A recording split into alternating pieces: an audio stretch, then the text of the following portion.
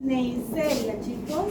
Vamos a empezar con este porque es una bacteria diferente a la que vamos a ver de aquí en adelante. Las demás, la mayoría, casi el 80%, 90%, son todos bacilos.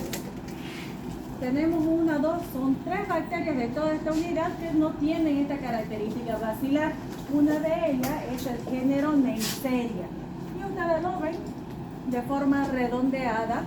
Son cocos y siempre están de a dos diplococos. Su cara adyacente es plana, está aplanada. Tiene fimbria, pili, entonces eso ya les está dando idea de algunos factores de virulencia que tiene esta bacteria. Y empecemos a estudiarla. Ya ustedes la escucharon mencionar en la primera unidad cuando hablábamos de las bacterias que eran susceptibles a los antibióticos, al medio ambiente, hablábamos de Neisseria meningitidis, Neisseria gonorrea. Se la presento entonces, hoy día vamos a hablar de ella. Características generales de todo este género son diplococos, gram negativo. En una tinción gram dice que se asemeja mucho a los granos de café. Le coloqué un grano de café para ver. Se asemeja en que su cara adyacente son planas y tienen esa disposición. Siempre de a dos están agrupados, por eso son diplococos.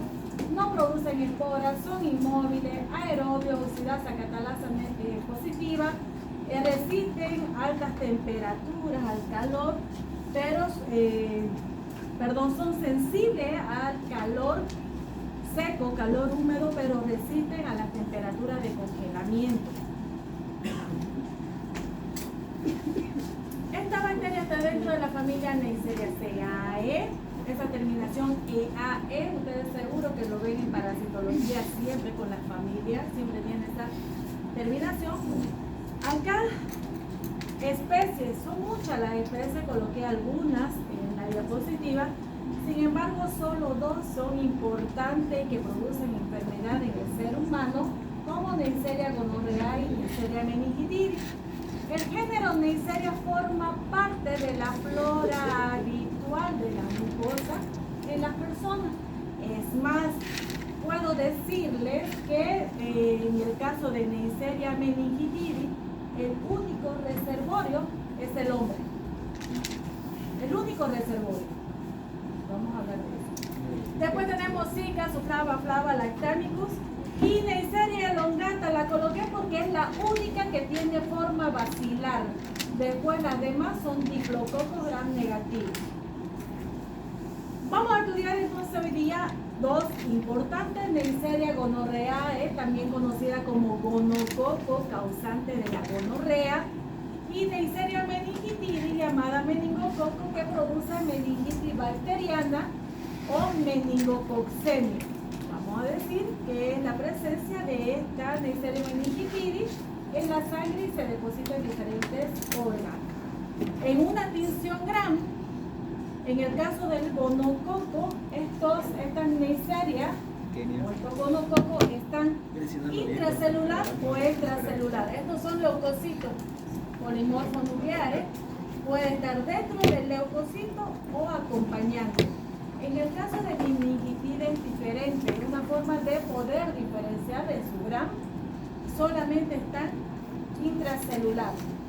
Y ahora otra forma y muy fácil de poder diferenciar es la causa o la enfermedad que estos van a producir. Neisseria gonorrhoeae, gonorrea, y ya sabemos que es una enfermedad de transmisión sexual, y Neisseria meningitidis, meningitis. De persona a persona, la transmisión. Vamos a empezar entonces a estudiar Neisseria gonorrhoeae. Diplococos gram negativo, como ven en la imagen, presenta fimbria, presenta pilis. Es una bacteria gram negativa, aparece como diplococo, aeróbica, oxidasa positivo. Los humanos son los únicos hospedadores naturales del gonococo y se transmite por vía sexual. Factor de virulencia o factores, pues son varios. Coloqué los más importantes. Una una de las características principales del género Neisseria es que produce gran cantidad de proteína que le ayuda a esta bacteria a sobrevivir y a defenderse de la inmunidad del huésped. ¿Ya? Estos factores de virulencia son iguales para Neisseria meningitidis, los mismos. Solo que en Neisseria meningitidis voy a aumentar uno más. Ya vamos a hablar de eso cuando veamos meningitidis. ¿Tiene fibrias? Tiene pili. Fibria para adherirse y pili conjugación bacteriana, igual me va a ayudar a la adherencia, ¿cierto? En el caso de proteínas, tiene tres importantísimas proteínas por que va a facilitar la supervivencia intracelular, como formando poros en la membrana de la bacteria para poder introducir al interior los nutrientes que necesita. La proteína OPA o PA le da a la célula más adherencia, una adherencia firme a las células eucariotas. La proteína de reducción modificable, antes no se tenía muy en claro para qué servía esta proteína. Desde el año pasado, gracias a un artículo que sacaron los ingleses, se sabe que esta proteína ahora ayuda a la proteína POR y a protegerse de los anticuerpos. ¿Ya? Ay, perdón, sigamos. Esta bacteria también tiene plásmido. Importante los plásmidos porque van a multiplicarse llevando genes de multiresistencia a los antibióticos. Tiene una lipoproteína H8 que va a ser mediadora de la inflamación. Tiene una proteína de unión al hierro. Esto lo va a utilizar cuando necesite suministro de hierro. Solo ahí ella la va a poder establecer. La proteasa y monoglobulina. ¿Qué son las inmunoglobulinas, chicos? Son anticuerpos que se encuentran ¿dónde? La A. Exactamente. Vamos a decir mucosas. ¿Sí? Entonces, al ser una proteasa, una enzima, va a evitar que los anticuerpos puedan hacer efecto con la bacteria. O sea, van a evadir el sistema inmunológico. Lactamasa. Se ha encontrado que varios serotipos de esta Neisseria gonorrhoeae tiene este anillo beta-lactámico, o lactamasa, perdón, que va a ir a romper el anillo beta-lactámico de la penicilina, crea mayor resistencia. Y oligosacáridos, que también es primordial a la hora de la respuesta que va a tener, una respuesta inflamatoria que va a tener. Llenos, perdón. Sí. Si ustedes ven, solo he colocado las más importantes. Está lleno de otras proteínas que, si bien han sido detectadas hasta ahora, siguen buscando cuál es la función dentro de la bacteria a la hora de adherirse y multiplicarse en el cuerpo humano. ¿Qué cuadros clínicos me va a producir Neisseria gonorrhoeae? Infecciones genitales. En el varón, la uretritis con la presencia de una secreción amarillenta, dolor al orinar, puede haber fiebre, dolor durante las relaciones sexuales. Similar en el caso de la cervicitis, va a haber también esta secreción purulenta, pero aquí tengo que aclarar que en la primoinfección esta secreción es interna y muy pocas veces es visible cuando es de inicio. Cuando tenemos ya una afectación de los órganos reproductores femeninos, puede producir enfermedad pélvica inflamatoria. Estamos hablando de infección del útero, infección de las trompas de falopio y de los ovarios, todos juntos. Y esto, si no se hace tratamiento adecuado puede llegar a tener secuelas graves como la infertilidad o embarazos ectópicos. Una forma de enfermedad pélvica inflamatoria es la salpingitis, que solamente va a haber inflamación, infección de las trompas de falopio, con las mismas consecuencias o secuelas al no realizar tratamiento. Puede haber una infección gonocócica diseminada. Cuando hablamos de una sepsis, se puede instalar en todo el organismo. Ahora, infecciones extragenitales. Si bien estas infecciones genitales están asociadas a la urogenital, también se sabe que Neisseria gonorrhoeae puede producir una gonorrea en el ano, donde el paciente va a tener supuración con sangre. Puede producir una gonorrea faríngea, una gonorrea, hay pocos casos, pero sí ya está escrito gonorrea en la piel. ¿Cómo podría tener yo gonorrea en la piel y cómo se va a mostrar? Como un absceso. ¿Y cómo podría tenerlo? Los datos que se han encontrado han sido, la mayoría de ellos, por accidente en el trabajo. Vamos a llamarlo accidente. ¿En qué sentido? El personal de salud, especialmente, si no toma las medidas universales de precaución o de prevención, como el uso de guantes al atender al paciente, si tenía una herida, es posiblemente que pueda entrar esta Neisseria gonorrhoeae a través de la herida y producir ahí mismo esta secreción como un absceso. Son pocos los casos porque vamos a decir que tenemos buenas defensas y que a través de la piel no va a producir más daño que la formación de un pequeño absceso, ¿ya? Y oftalmia neonatorum en el recién nacido. Entonces podemos decir que la gonorrea no solamente se transmite por una infección de transmisión, o es una infección de transmisión sexual, no solamente se transmite de esa forma, sino que también puede ser transmitida de la mamá a su recién nacido en el momento del parto, que pasa este recién nacido por el canal vaginal, y puede producir esa oftalmia neonatorum, donde hay bastante secreción purulenta y edema en este recién nacido. Secuela de esto, claro, la ceguera en el paciente. Lo importante de preguntar a su paciente embarazada, ¿está teniendo usted alguna secreción? Muchas veces no lo quieren decir. Pregunte, ¿está teniendo usted alguna secreción? Para hacerle un estudio.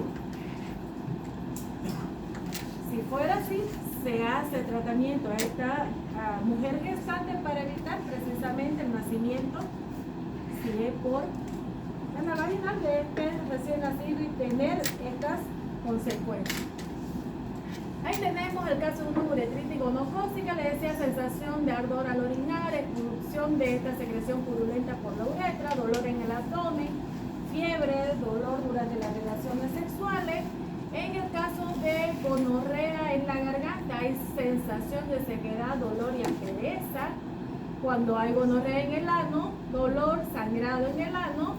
Y bueno, cuando está en el ojo, enrojecimiento, picazón, secreción en los ojos. ¿Pacientes adultos pueden tener? Claro que también pueden llegar a tener esta conjuntivitis. En el caso de la cervicitis, inflamación y secreción mucosa. Ahí tenemos un recién nacido con bastante inflamación y edema. Son muy intensos. El llanto es muy fuerte de este recién nacido, bastante dolor. Para evitar eso, como profilaxis, ungüento, eritromicina al 0,5% o tetraciclina al 1%, funciona de maravilla con estos recién nacidos. Si quiero colocar síntomas o diferenciarlo entre varón y mujer, en la mujer hay secreción vaginal inusual, con sangrado también inusual fuera del periodo, dolor en la parte inferior, y esto es importante, la mujer en la primera fase puede no presentar ningún síntoma o ninguna secreción, hay que tomarlo en cuenta. En el caso del varón, flujo, ardor cuando se orina, necesidad de orinar con frecuencia y testículos inflamado y adolorido.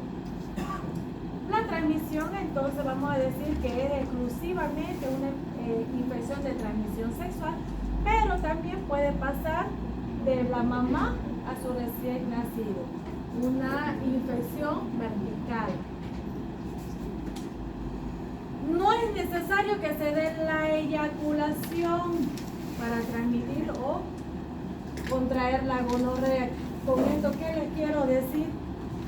Que ustedes a la hora de colocarse el condón como prevención debe hacerlo antes del contacto piel con piel.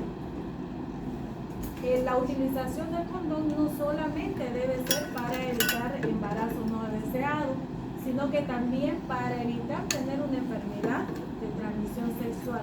Especialmente las personas que cada fin de semana tienen un desliz diferente, ¿no? Así me digan, fue un desliz, ¿no? Un desliz diferente.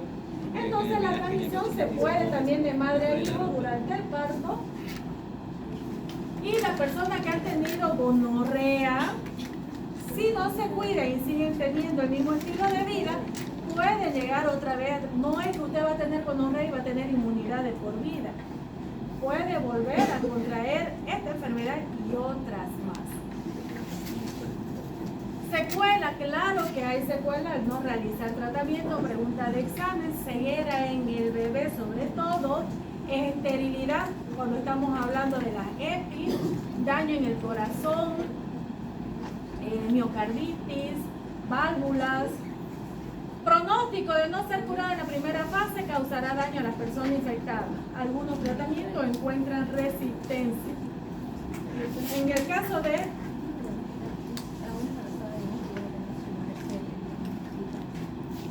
¿puede hacer tratamiento? Puede ser una mujer embarazada, si le diagnosticamos gonorrea, queda descartado un parto natural. Muchas veces la mujer quiere que sea natural. Se puede hacer tratamiento en el embarazo con doxiciclina. Es el medicamento autorizado que no va a tener secuela en el bebé. Ya se podría hacer. Ideal sería que nazca por cesárea. Pero, ¿qué tal que la mamá quiera tener parto normal? Lo pone en conflicto uno, no creo. Yo quiero normal porque he escuchado que hay varios beneficios, Particularmente, los míos fueron cesáreos, los dos. Porque para mí era un producto sin valor, o sea, invaluable el valor que yo tenía de ese producto. Entonces, no me importaba que me hagan de lado a lado, era una forma de decir, pero hay mamás que prefieren el parto normal, ¿no? Entonces, por todos los beneficios que pueden tener, ¿ya? Si hablamos de epidemiología, la gonorrea es una enfermedad de transmisión sexual, no es endémico de un solo lugar, está en todo el mundo, en todos los estratos sociales. La OMS estima que hasta el 2020 se registraron 82.4 millones de nuevos casos en los adultos a nivel global. Es exclusivamente una infección de transmisión sexual. ¿Quiénes son las personas de mayor riesgo? Aquellas que son sexualmente activas. Este riesgo aumenta si tengo múltiples parejas. Más del 90% de los hombres desarrollan sintomatología hasta los 5 primeros días y la mujer en el menos del 50% lo hace. Diagnóstico microbiológico. ¿Cómo van a diagnosticar ustedes un diagnóstico presuntivo de gonorrea? Pueden hacer una tinción GRAM para ver los diflococos GRAM negativos intra y extracelular. 1. Pueden hacer cultivo ideal, la realización de cultivo. Se utiliza el medio de cultivo Taylor-Martin, que contiene varios antibióticos. Método serológico con sangre, ELISA, inmunofluorescencia directa, PCR. Ideal el cultivo, es bastante sencillo. Vamos a encontrar en el cultivo colonias muy pequeñas, colonias translúcidas, y si volvemos a la unidad 1, área muy exigente y que se morían rápido al medio ambiente. Para nosotros poder cultivar en laboratorio necesitamos un cierto porcentaje de dióxido de carbono, al menos del 5%, por lo tanto son microaerófilas este género. ¿Cómo van a prevenir tener una enfermedad de transmisión sexual? Pregunta. No me vayan a responder pastillas anticonceptivas. Por favor, siempre lo digo para que no ocurra esa respuesta. Las pastillas anticonceptivas tienen otra función, no los va a prevenir de tener una infección de transmisión sexual. Utilización del condón, ¿qué más? De manera correcta, no solo a la hora de la eyaculación. ¿Ya? ¿Qué más? Eso hay que escuchar. La monogamia, ser fieles, por favor. ¿Qué tanto cuesta? Otra forma, chicos, de llegar a tener secuelas, voy a decirlo, es que ante cualquier sintomatología o secreción, hombres o mujeres, acudan al médico para hacerse un chequeo. ¿Ya? Es importante. Tratamiento. No puede ser. Van a obviar la cantidad, ¿ya? No se vayan a hacer tratamiento ustedes. Acudan al médico que le haga un cultivo y recién hacen tratamiento. Ni vayan a hacer tratamiento a su mejor amigo, nada. Ceftriaxona más acitromicina en primera línea. Ese es el tratamiento, ¿ya? Voy a buscar que es la diapositiva, ¿no? Voy a buscar. ¿Qué les dice esta imagen, chicos?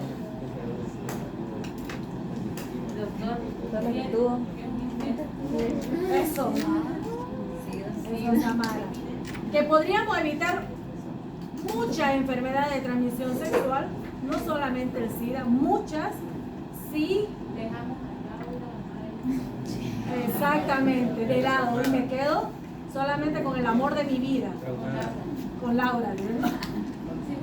¿Sí o no? Entonces es importante la fidelidad. Si usted no va a ser fiel, póngase bien el condón.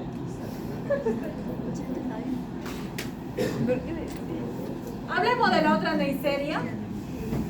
Neisseria meningitidis, y que la especie ya le está dando una pauta de qué es lo que va a producir esta bacteria. Seguimos con la característica muy parecida porque es de todo el género esta característica, diplococo gram negativo. En este caso su localización es intracelular. Le aumentamos un factor de virulencia. ¿Se acuerdan que le decía? Tenemos varias proteínas en gonorrea, pero vamos a aumentar uno en meningitis. Cápsula. O sea que aparte de tener toda esa maquinaria de proteína y que tenía para poder infectar y producir daño, tiene cápsula además. ¿Para qué era la cápsula? Mantener nutrientes en condiciones adversas, evitar la fagocitosis, ¿no? No forma espora y forma ácido a partir de glucosa maltosa. También conocida Neisseria meningitidis como meningococo. Es una bacteria heterótrofa. ¿Qué significa heterótrofa? Que va a obtener su alimento por la generación de alimento químico, por la generación de otros agentes, ¿no? Solo afecta a los seres humanos, no existe ningún otro reservorio. La única forma conocida, pregunta de examen, esta es la única forma conocida como meningitis bacteriana que causa epidemias. Por eso la importancia en salud pública. Produce epidemias. La forma de transmisión es vía aérea de persona a persona. Usted debe hacer tratamiento profiláctico si se encuentra con un paciente con meningitis bacteriana o con este meningococo. El ser humano es el único reservorio. Y aquí sucede lo siguiente. Aquí sucede lo siguiente, que los cuadros clínicos que va a producir, en algunos casos, se vuelven meningitis y en otros casos nos convertimos en portadores sanos. No se sabe hasta ahora qué hace que en ciertos pacientes llegue a ocasionar una meningitis y en otros no. Significa que esta bacteria, al tener al humano como único reservorio, no los mata a todos. ¿Por qué? Porque si no, sería suicidio. ¿Sí o no? Se mataría ella sola. Porque el humano es el único reservorio. En algunos va a ocasionar daño y en otros nos podríamos convertir en portadores sanos de esta bacteria. Tal vez si hacemos un cultivo de este curso, al menos 20 o 30% podríamos ser portadores asintomáticos. Y el contagio se va a dar. Se va a dar. Siempre, acuérdense cómo que se da una enfermedad, cómo tiene que intervenir el huésped. La defensa podría quedar latente. Y en el momento que bajan la defensa, aparece. Ahora sí, Samira.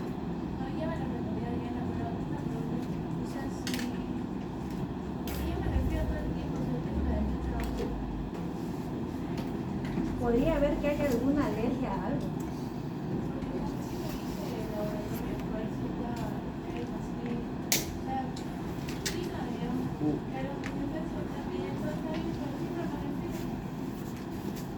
¿Y la alergia se ha hecho?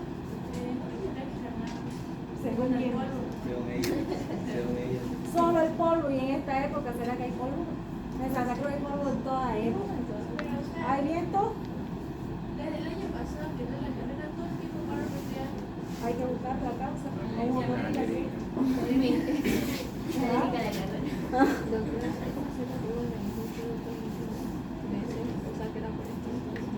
Ahora, bien buena pregunta. La cepa que hubo hace unos meses, hubo una cepa causando meningitis.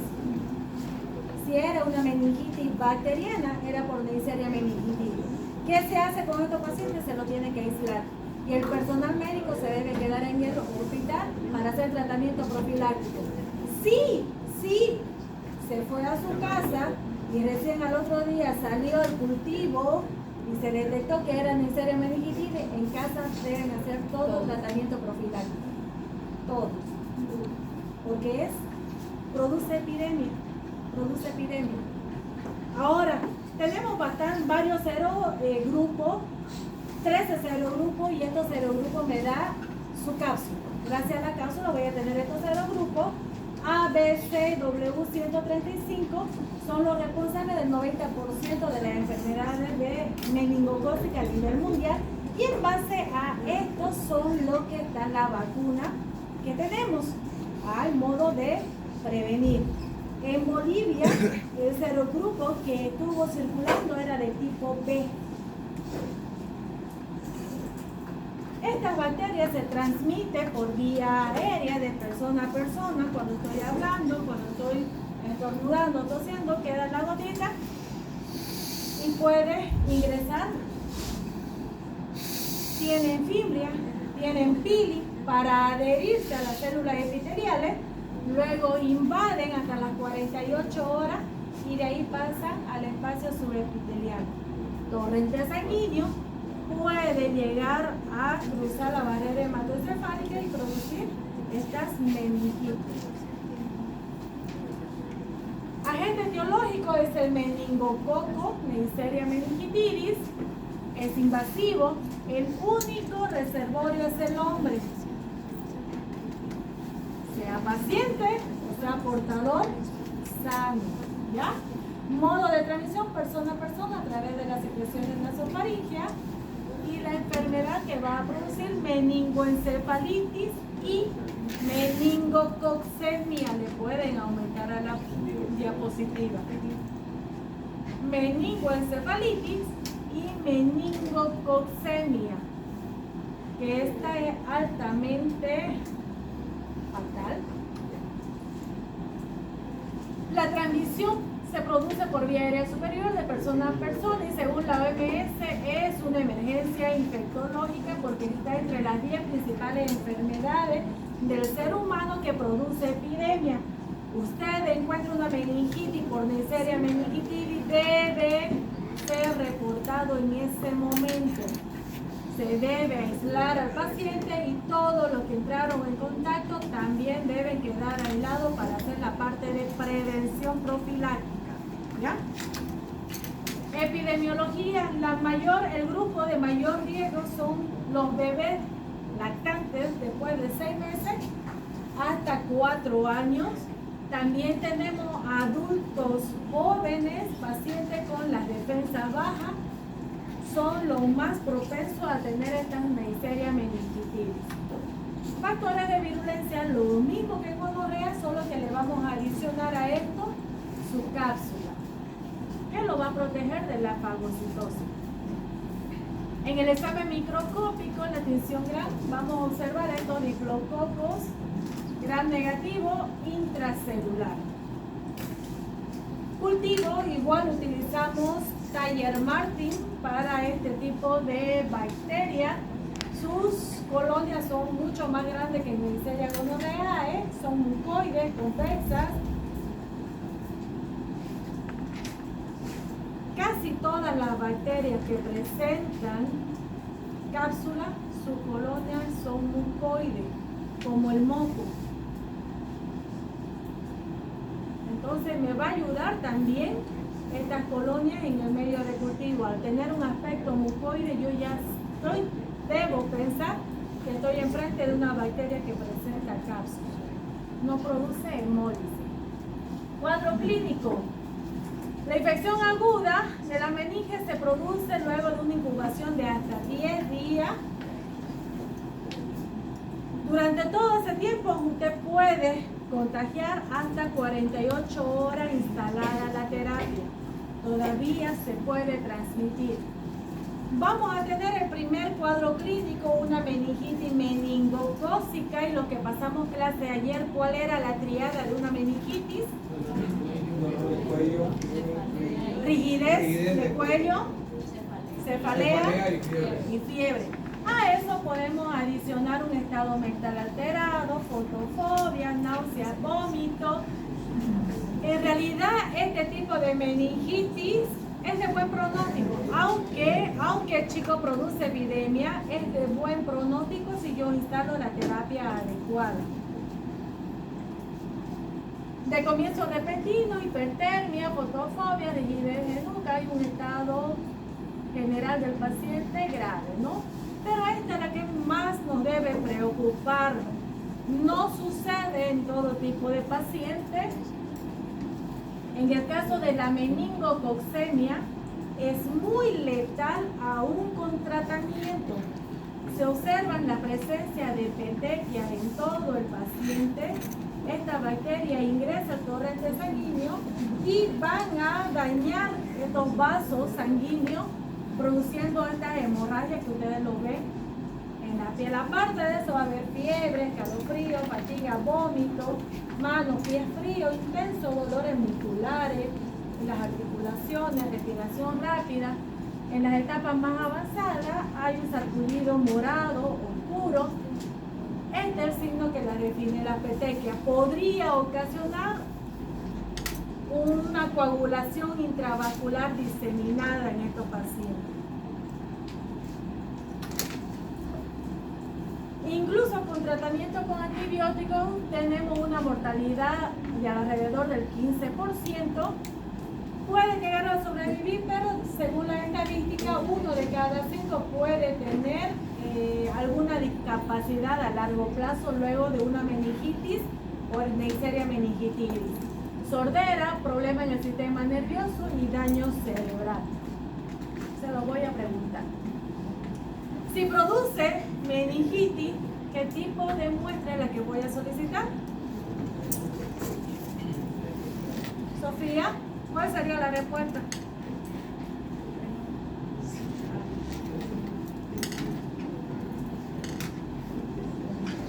líquido cefalorraquídeo si estoy sospechando de una meningitis. Es lo primero. Voy a sacar también muestra de sangre para hacer un hemocultivo. Si está en el LCR y en sangre, es casi seguro que estoy enfrente de una meningococcemia. Y yo ya debo instalar la terapia antes de que empiecen a aparecer las petequias o hacer una coagulación intravascular diseminada, ¿no? Se toma la muestra y se lleva al laboratorio para hacer el tratamiento, el cultivo. Tratamiento, ceftriaxona, que es una cefalosporina de tercera generación. Penicilina G en el caso de que la cepa no tuviera la lactamasa. Pero la penicilina G en alta dosis. Por eso puede estar de segunda línea. La primera línea, ceftriaxona. En caso de alergia a la penicilina, cloranfenicol. Profilaxis. Si usted diagnosticó un paciente con Neisseria meningitidis o una meningitis meningocócica, usted debe hacer tratamiento con rifampicina. Si usted se fue a su casa y recién al otro día se enteró, todos en casa deben tomar rifampicina. Y también, por suerte, tenemos la vacuna que es dada en el programa de inmunización gratuita a los niños pequeños. Corto